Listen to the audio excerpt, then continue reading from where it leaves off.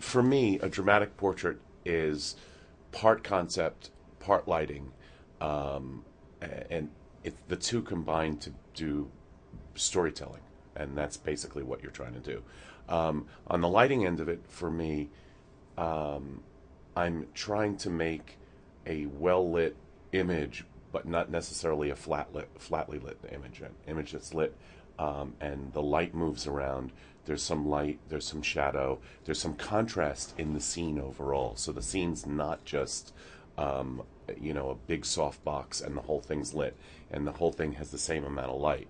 My idea of lighting it is to have pools of light and pools of shadow. So I'm often, maybe putting a base fill light into the shot, and then in addition to the base fill light, I'm using gridded Chimera boxes, tiny ones though, extra smalls. I have an extra small.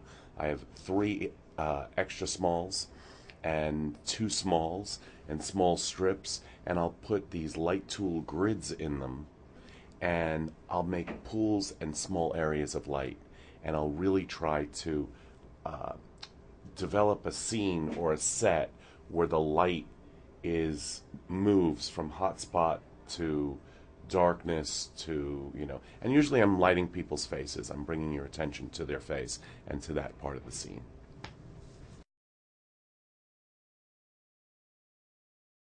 What role does shadow play for lighting? I mean, I've learned that if I light something very, very evenly, if everything in the scene is f8, and you've sort of made it your duty to make sure that everything's exposed well, those pictures to me look flat. They look boring. So to me, shadow is just as important as light. And with with most capture methods, and especially with digital photography, you can't go very far over in exposure without worrying about not having detail there. So I tend to go under in areas. Maybe your face is a couple of tenths of a stop hotter than the f-stop on the camera, and it's still in a range where no nothing's getting blown out. But other parts of the scene might be two stops under, three stops under, one stop under, and I'm creating not only shadow, but I'm creating different densities in the picture. I'm creating a different contrast range, and then that's more interesting to me. It's not only shadow, it's the whole picture has different values in it. And by having different values, the picture itself has contrast, depth, and power.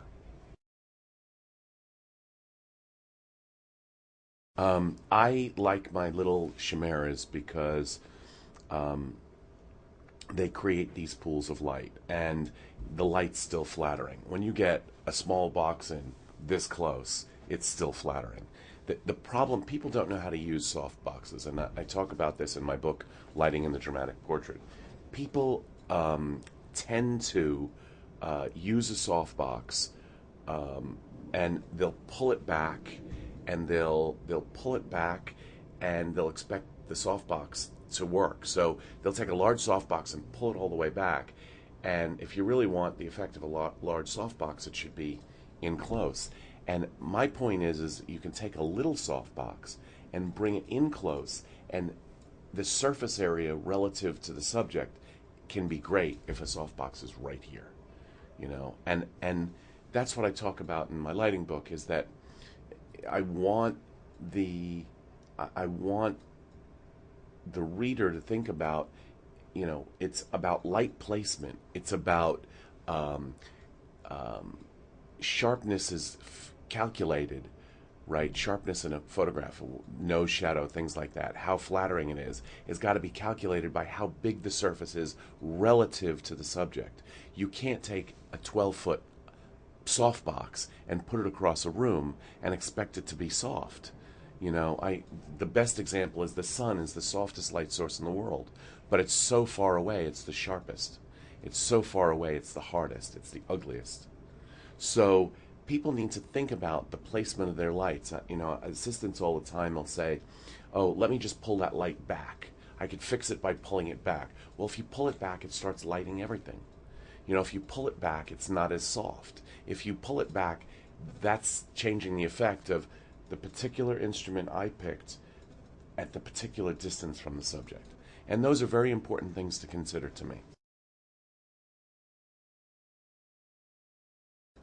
For me, I will consider all the elements of a photo shoot before I figure out what instrument I'm going to use. I have two pictures in my slideshow: one of the band Dead Can Dance, and one of Johnny Cash. And both of them, one I brought dead trees or leafless trees into a studio, and the other one of Johnny Cash, I'm in a field with Johnny Cash. So both of them have a similar look and feel and contrast. Johnny Cash's picture is shot because of how rough his skin was shot with a softbox.